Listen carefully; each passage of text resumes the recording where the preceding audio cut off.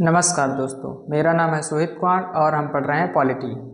आज जानेंगे हम अनुसूचियों के बारे में। इस वीडियो में आज हम अनुसूचियों की चर्चा करेंगे आपसे। जो भारतीय संविधान है उसमें कितनी अनुसूचियां थी, प्रारंभ में कितनी अनुसूचियां थी?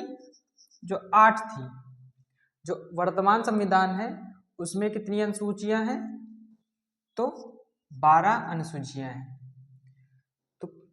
जो अनुसूचियां जोड़ी गई 4, वो कौन कौन से संविधान संशोधन द्वारा जोड़ी गई? जो 9वीं अनुसूची जोड़ी गई, ये प्रथम संविधान संशोधन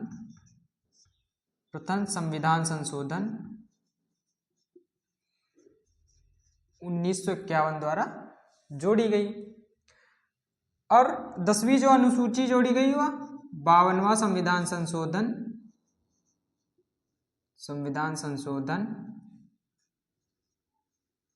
1983 द्वारा जो 10वीं अनुसूची है वो जोड़ी गई। जो 11वीं और 12वीं अनुसूची है वह क्रमशः 73वें संविधान संशोधन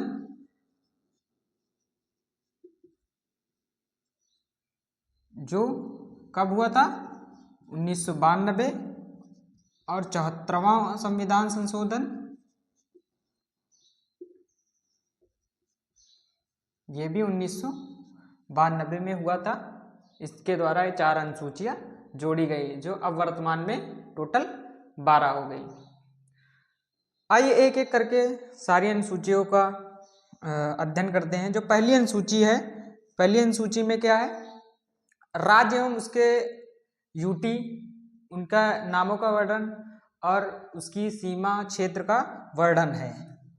मतलब भारत संघ में कितने राज्य और यूटी हैं, उनके नाम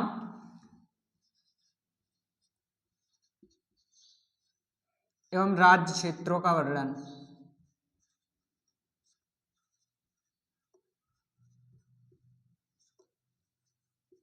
पहली अनुसूची में यह वर्णन किया गया है कि कौन कौन से राज्य क्षेत्र हैं और उनके क्या सीमा है।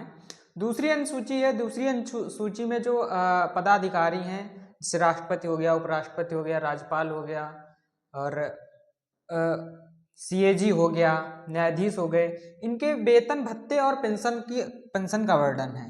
वेतन भत्ते, सभी का वेतन भत्ता और पेंशन का वर्णन किया गया है। किसमें किया गया है? दूसरी अनुसूची में।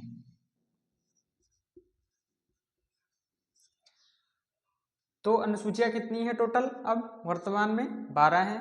पहले के मूल संविधान में कितनी थी? तो 8 थी। कौन कौन सी जोड़ी गई है? 9, 10, 11 और 12 जो जोड़ी गई है पहले प्रथम संविधान संशोधन द्वारा, 9वीं और 10वीं 52वां संविधान संशोधन 1983 द्वारा, और 11 और 12 क्रमशः 73वें और 74वें संविधान संशोधन द्वारा जोड़ी गई।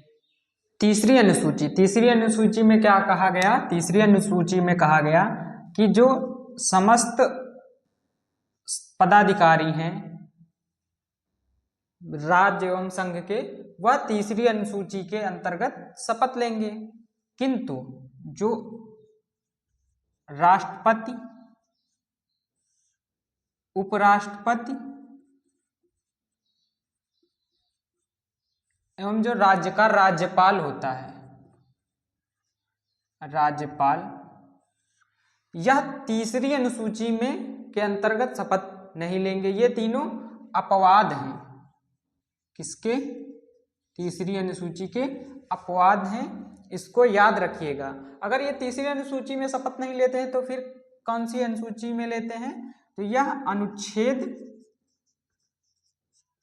60 के अंतर्गत राष्ट्रपति शपथ लेता है और उपराष्ट्रपति अनुच्छेद 69 के अंतर्गत शपथ लेता है, और जो राज्य का राज्यपाल होता है वह अनुच्छेद 159 के अंतर्गत शपथ लेता है। अगली अनुसूची जो है वह चौथी। इसमें क्या कहा गया है? इसमें कहा गया कि जो राज्य सभा होगी, सीटों का बंटवारा, राज्यसभा के सीटों का बंटवारा।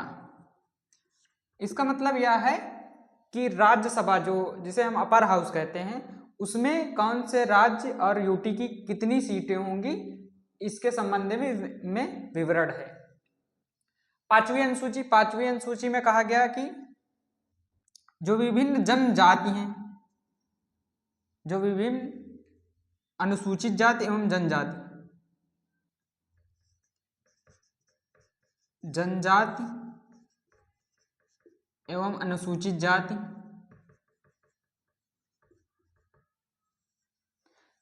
अनुसूचित जाति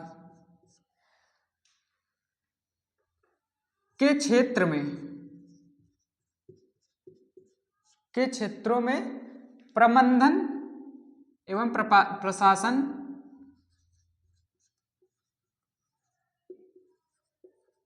प्रबंधन का वर्णन है।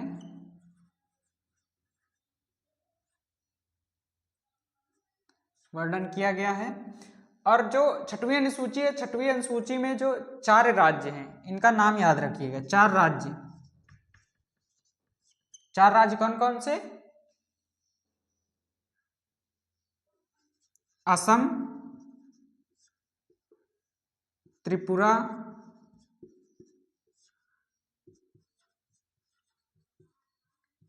मिजोरम,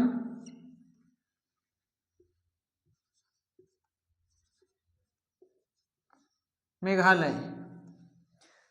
त्रिपुरा, असम, त्रिपुरा, मिजोरम और मेघालय, इन जो 4 राज्यों का है, 4 राज्यों में जो जनजाति है, जनजाति क्षेत्रों में प्रबंधन की बात करता है, प्रबंधन की बात करता है। सातवीं अनुसूची में जो राज्य एवं संघ है, राज्य एवं संघ के पावर यानी संघ में को कौन कौन सी शक्तियां दी गई हैं और राज्य को कौन कौन सी शक्तियां दी गई हैं, दोनों को कंबाइंड कौन कौन सी शक्तियां दी गई हैं, इसका वर्णन है। यानी जो राज्य एवं संघ के मध्य शक्तियों का बंटवारा,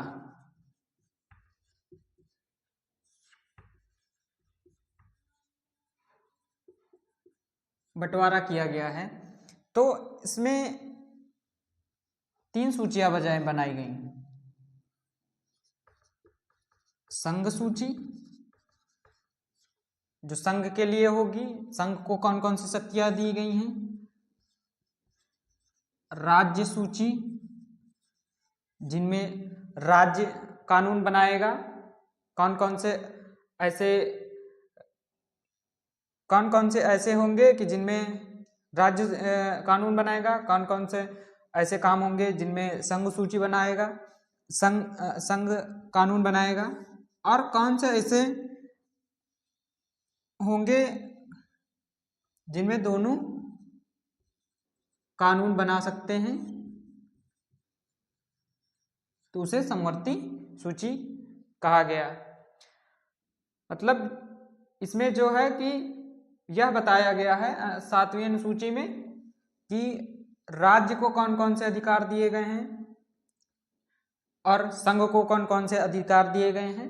तो उनमें जो कानून बना सकता है संघ में, संघ सूची में होगा उसमें संघ है वो कानून बनाएगा।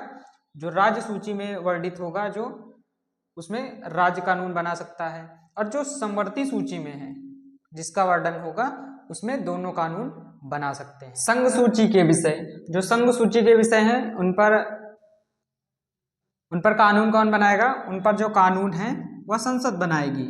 संसद में कौन कौन आता है? संसद में कौन कौन आता है? बनाएगी संसद, जो कानून बनाएगा संसद में लोकसभा, राज्यसभा और राष्ट्रपति होता है संसद में। तो इसमें जो प्रारंभ में कितने विषय थे, इसमें प्रारंभ में 97 विषय थे, बाद में कितने हुए, 100 विषय हुए। अब वर्तमान में कितने हैं, वर्तमान में 98 विषय संघ सूची के विषय के अंतर्गत रखे गए। राज्य सूची, राज्य सूची में जो प्रारंभ में कितने थे, इसमें प्रारंभ में 66 थे और बाद में 61 हुए। अब वर्तमान में कितने हैं, वर्तमान में 59 विषय राज्य सूची के विषय में है। इसमें कानून कौन बनाएगा, इसमें कानून जो है वह राज्य विधानमंडल, राज्य विधानमंडल बनाएगी। राज्य विधानमंडल यानी लोकसभा, विधानसभा और विधान परिषद। इसमें जो इसके जो राज्य सूची के विषय थे, इसमें 72वां संविधान संशोधन द्वारा जो 1976 को हुआ था, इसके द्वारा इसके 5 विषय को निकालकर समवर्ती सूची में डाल दिया गया था।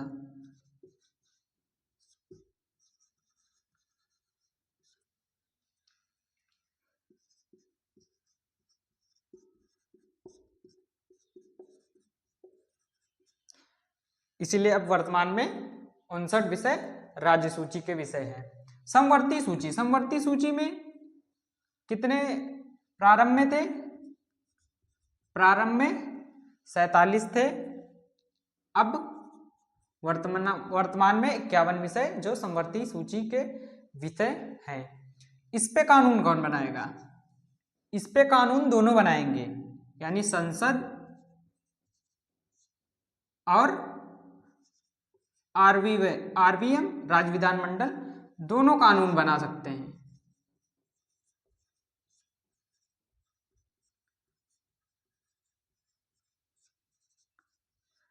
दोनों कानून बना सकते हैं। अगर दोनों कानून बनाते हैं, संसद और राज्य विधानमंडल, अगर उनका टकराव हो जाता है, कानून बनाते हैं और टकराव हो जाता है, तो उसमें जो मान्य होगा वह संसद का कानून मान्य होगा।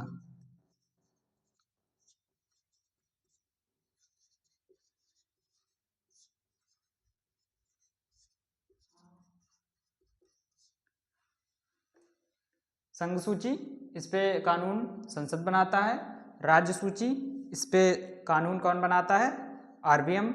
समवर्ती सूची, समवर्ती सूची पे कौन कानून बनाता है, दोनों कानून बनाते हैं। अगर कोई ऐसी परिस्थिति आती है जब दोनों कानून बनाते हैं और दोनों में विरोधाभास या टकराव हो जाता है, तो संसद का कानून मान्य होगा। इसमें जो संघ सूची है, इसमें कितने विषय थे, 97, बाद में 100, वर्तमान में 98 हैं।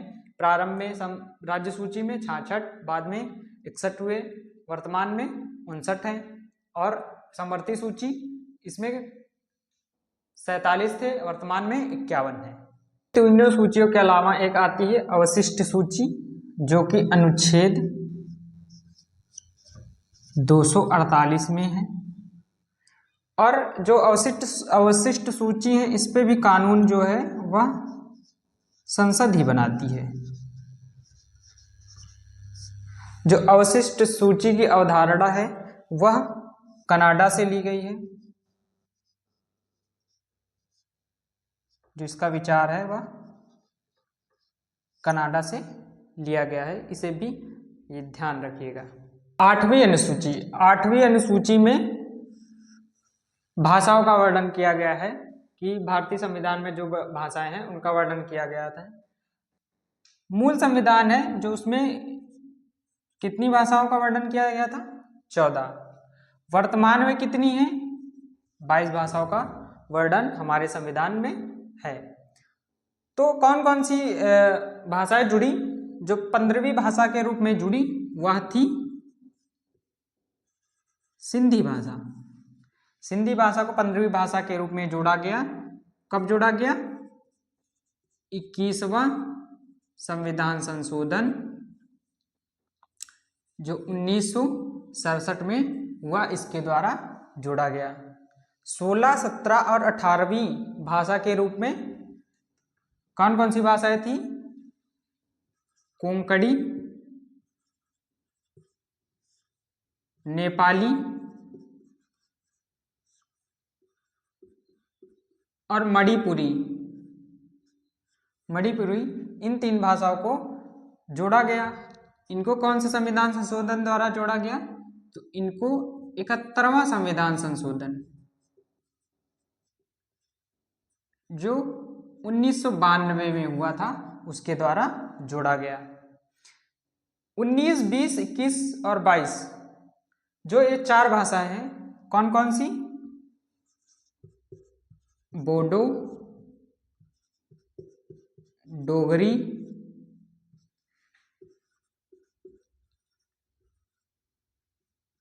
मैथिली,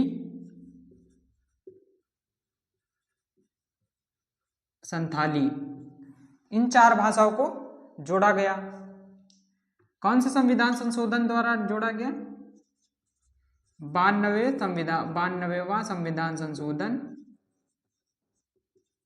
जो 2004 में हुआ था, इसके द्वारा जोड़ा गया था। अब वर्तमान में 22 भाषाएं हो गई हैं। 9वीं अनुसूची।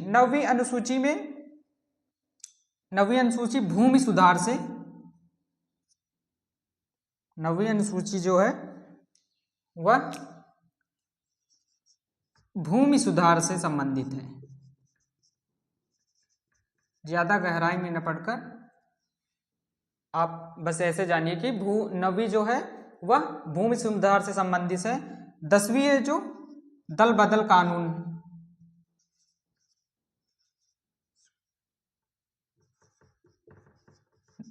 दल बदल कानून है, उससे संबंधित है 10वीं अनुसूची।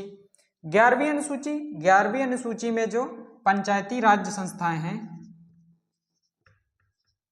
पंचायती राज्य संस्थाएं, इन पर कार्य करने के लिए जो 24 विषय दिए गए हैं, 24 विषय दिए गए हैं। और 12वीं अनुसूची में जो नगर पालिका है, नगर पालिका, इसको कार्य करने के लिए 14 विषय दिए गए हैं। पंचायती राज संस्था को 24 विषय, इसको 18 विषय दिए गए हैं। इसको 18 विषय, नगर पालिका को 18 विषय दिए गए हैं कार्य करने के लिए। ये रही हमारी अनुसूचियां।